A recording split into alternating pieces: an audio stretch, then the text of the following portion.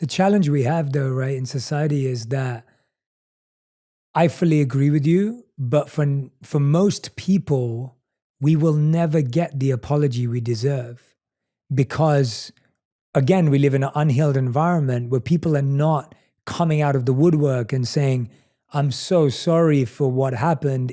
And even if they do, it's a bad apology or a incomplete apology or a 10% apology. So how do we function in a world where often the closure doesn't come from the person who hurt us or the person who created the wound or that we received the wound through, and it really comes down to us? Like, that's true. Yeah. So I work a lot with Indigenous groups in Canada when they ask me to. And first of all, I often say, well, who the hell am I to offer you advice? Because in your traditions, there's so much healing wisdom. So that the best advice I can give you is to follow your own traditions. But I often say to them as well, don't wait for the acknowledgement from the government or from society, because it's going to take a long time coming. But you need to acknowledge your own suffering. You need to acknowledge your own pain. And then there's so many rituals, there's so many traditions, the dance and the chanting and the drumming and the sweat lodges and the sun dancing and the going back to the land and the wisdom circles and the restorative justice. There's so much wisdom.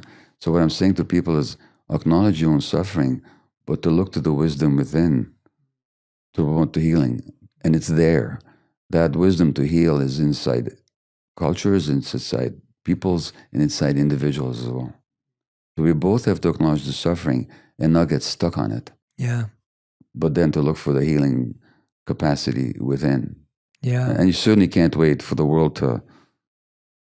It's nice, but you can't wait for it. Otherwise, you're dependent on somebody else for your healing. Yeah. And I feel like when you're healing, most apologies are dissatisfying. Like when you're healed, and we'll talk about that, what that means, but I feel like when you're more along the process of healing, you can receive an apology, you can receive a vulnerable piece of information from someone who may have hurt you, but when you're in the thick of the healing process, I find that validation and apologies rarely really feel that good.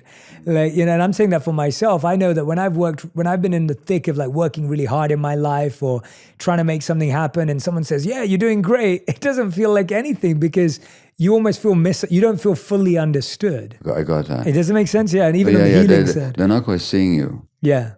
And you don't feel seen. They don't feel seen. They're seeing some aspect of you. Yeah. But we need to be seen. That's a human need. There's a psychotherapist here in California called Edith Eger, E-E-G. Oh, yeah, absolutely. Yeah, I know Edith. Yeah. So I've read her book. Edith was on the same train, probably, or quite likely on the same train to Auschwitz that my grandparents were, along with her family. She's in her 90s now. She describes, because they came from the same town in southern Slovakia, northern Hungary. Her parents were killed in Auschwitz as were her grandparents. Edith describes in one of her books that she goes back to the Berghof, which is in the Bavarian Alps, where Hitler lived, to forgive Hitler. Wow. Which is not to say to make it okay what he did, but to release him from the cage that she kept inside her own heart, because that limited her. So the forgiveness wasn't, it's okay what you did. The forgiveness was, I wasn't going to hold this hatred and this resentment in me anymore, because it's limiting me. So the work really is internal.